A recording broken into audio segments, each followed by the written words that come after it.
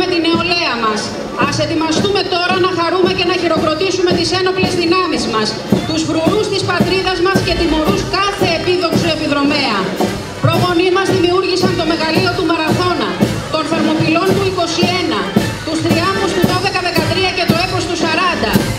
Σήμερα οι ένοπλες δυνάμεις διασφαλίζουν την ειρήνη στην πατρίδα μας και θα προτάξουν και πάλι τα στήθη τους σε κάθε επιβουλέα αν χρειαστεί.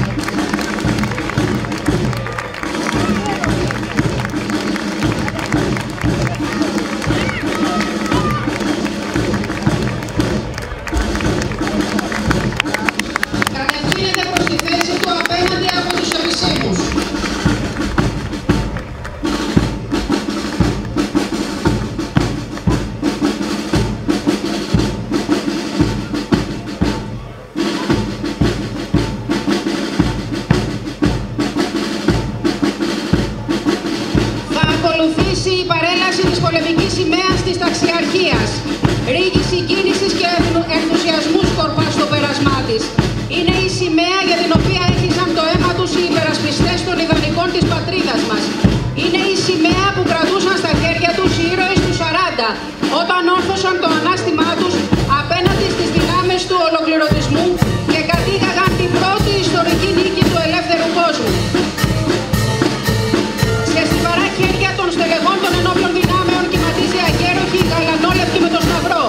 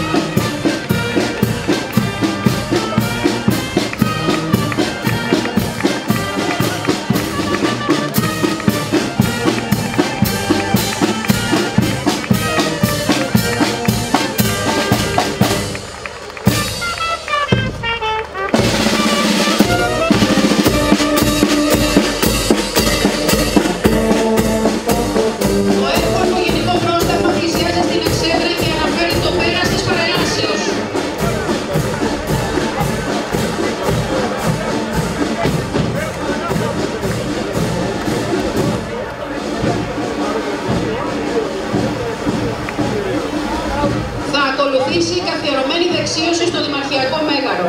Η Περιφερειακή Ενότητα Χίου εύχεται χρόνια πολλά και ευχαριστεί όλους όσοι συμμετείχαν στις εορταστικές εκδηλώσεις και στην παρέλαση.